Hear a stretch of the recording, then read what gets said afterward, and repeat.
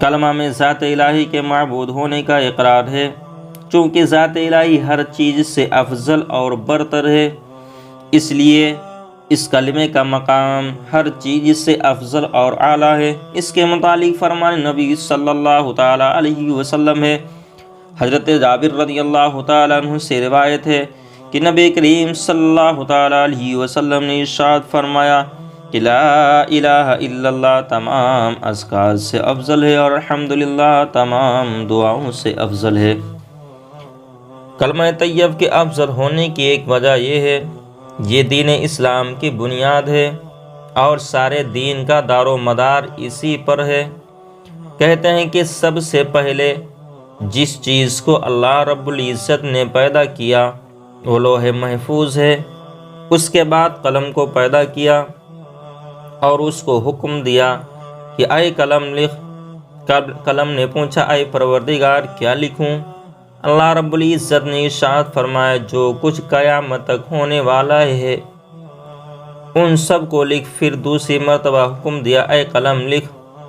قلم نے عرض کیا اے میرے پروردگار کیا لکھوں؟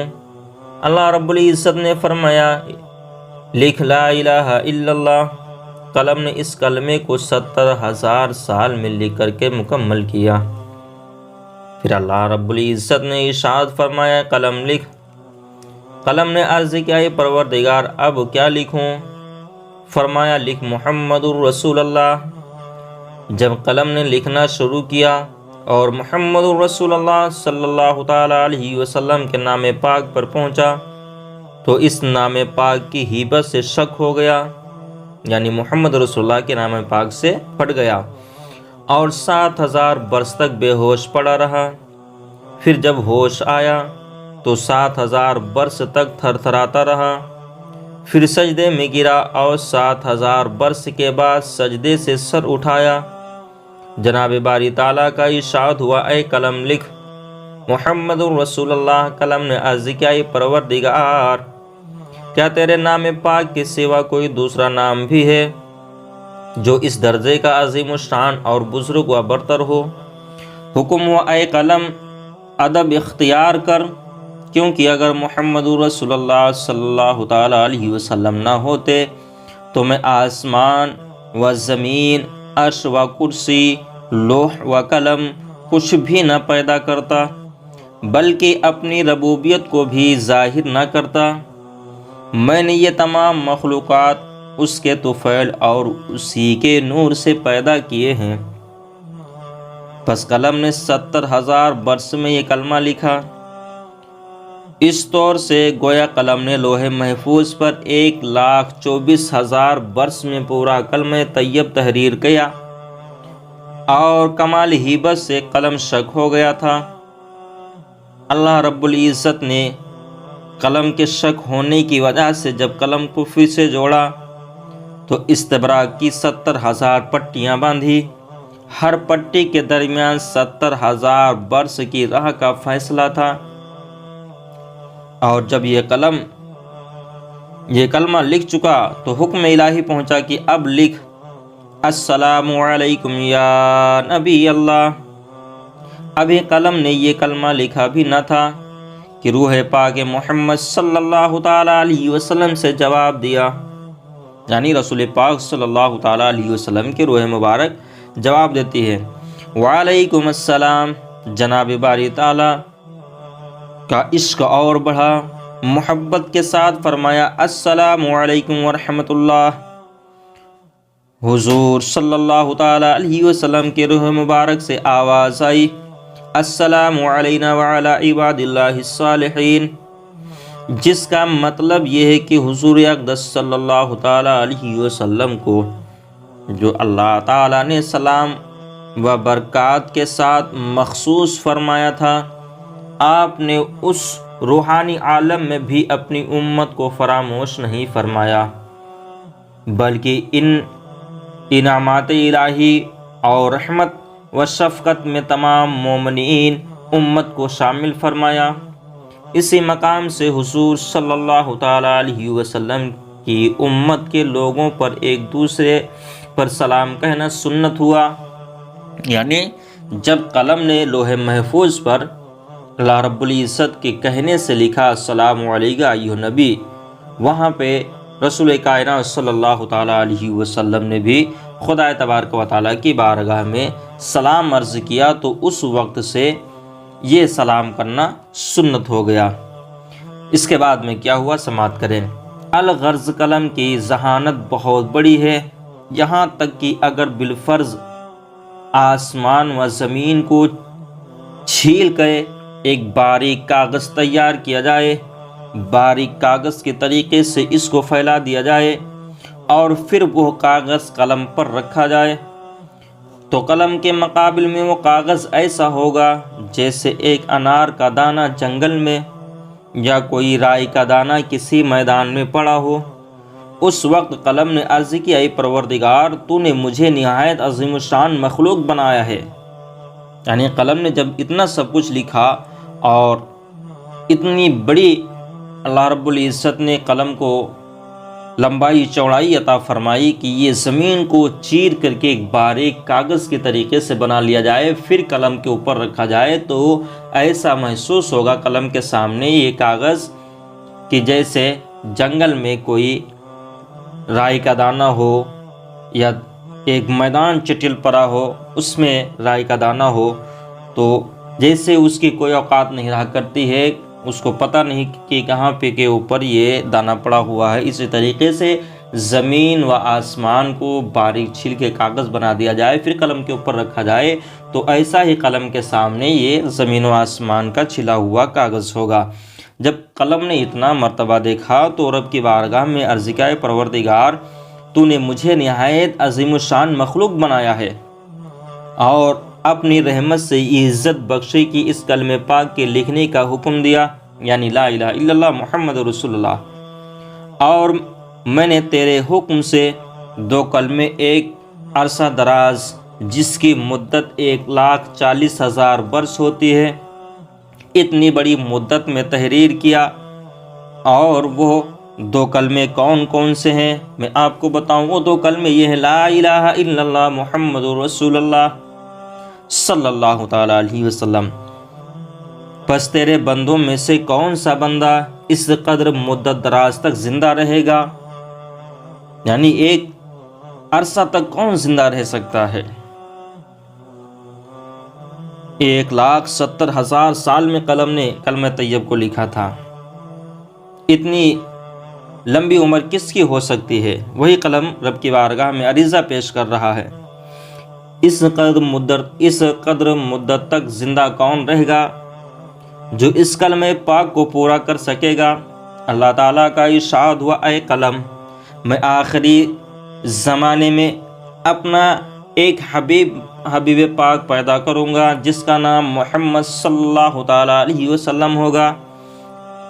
میں نے اس کی امت والوں کو نہایت عزت و عظمت دی ہے، لیکن ان کی عمریں بمقابلے ان سے پہلی امتوں کے بہت کم رکھی ہیں۔ میں نے اس امت والوں کو اس قدر شرف بخشا ہے کہ ایک دن میں 70,000 بار کلمہ پاک زبان پہ لا سکتے ہیں۔ اب یہ ہماری بدقسمتی ہے کہ ہم کلمہ طیب کو نہیں پڑھتے، ہم کلمہ طیب سے دور ہیں، ہم کلمہ طیب کا ورد نہیں کرتے، یہ ہماری بدقسمتی ہے۔ اللہ رب العزت نے ہمیں یہ شرف بخشا ہے، یہ قوت اللہ رب العزت نے ہمیں بخشی ہے کہ ہم اگر چاہیں تو پورے دن میں 70,000 بار کلمہ طیب اپنے زبان پر لا سکتے ہیں، پڑھ سکتے ہیں، اور کلمہ طیب کا مقام بہت ہی بلند ہے۔ اور آگے سنیے، ایک حکایت میں آپ کو سناتا چلتا ہوں کہ حضرت جنید بغدادی رضی اللہ تعالیٰ عنہ کا کہنا ہے، اور حضرت جنید بغدادی کو کون نہیں جانتا ہے، آپ خود بیان کرتے ہیں، ایک مرتبہ میں فریض حج ادا کرنے کے لیے اپنے گھر سے نکل کھڑا ہوا۔ جب اپنے گھر سے میں حج کے ارادے سے نکلا اور اپنی سواری کو رخ قبلہ دوڑانا شروع کر دیا، یعنی قبلہ کی طرف میں نے اپنی سواری کو جب موڑا تو میری سواری جس کے اوپر میں سوار تھا وہ ولایت روم کے ایک شہر قسطنطنیہ کی جانب چل پڑی۔ میں نے اسے کعبہ معظمہ کی جانب لے جانے کی بڑی کوشش کی، مگر وہ قسطنطنیہ کی جانب بڑھتی ہی جا رہی ہے، یہاں تک کہ میں قسطنطنیہ پہنچ گیا۔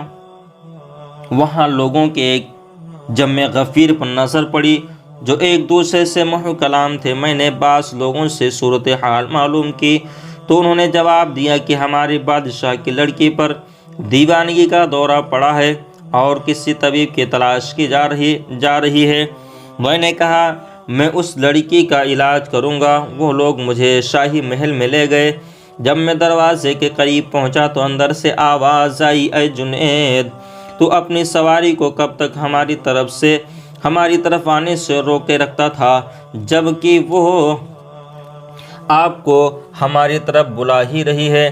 جب میں نے اندر قدم رکھا تو ایک حسین و جمیلہ عورت کے سراپا پر نظر پڑی جو کہ پایا زنجیر تھی، یعنی زنجیر میں بندھی ہوئی تھی۔ اس عورت نے مجھ سے کہا، حضرت میرے واسطے کوئی دعا تجویز فرمائیے جس سے میں صحت یاب ہو جاؤں اور میری دیوانگی جاتی رہے۔ میں نے اس سے لا الہ الا اللہ محمد رسول اللہ صلی اللہ تعالی علیہ وسلم پڑھنے کو کہا۔ اس نے بآواز بلند کلمہ شریف پڑھا، لا الہ الا اللہ محمد رسول اللہ صلی اللہ تعالی علیہ وسلم۔ پڑھتے ہی زنجیر ٹوٹ کر گر پڑی۔ جیسے ہی زنجیر ٹوٹ کے گر پڑی، بادشاہ دیکھ رہا تھا۔ بادشاہ بڑا ہی حیران ہوا اور کہنے لگا، واللہ کتنا پیارا اور کامیاب حکیم ہے کہ ایک پل میں میری لڑکی کی بیماری دور کر کے اسے اچھا کر دیا۔ میں نے بادشاہ سے، حضرت جنید بغدادی رضی اللہ تعالیٰ عنہ کہہ رہے ہیں، میں نے بادشاہ سے کہا کہ تم بھی کلمہ شریف پڑھو، تمہارے دل سے کفر کی بیماری ختم ہو جائے گی۔ اس نے کلمہ شریف پڑھا اور وہ مشرف اسلام ہو گئے، اسلام میں داخل ہو گیا۔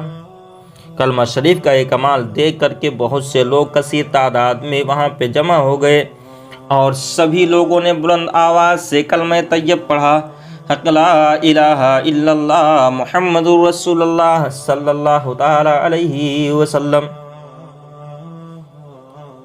کلمہ طیب کی افضل ہونے کی ایک وجہ یہ ہے کہ کلمہ کی پکار براہ راست اللہ تک پہنچاتی ہے اور راستے میں کوئی حجاب نہیں ہوتا۔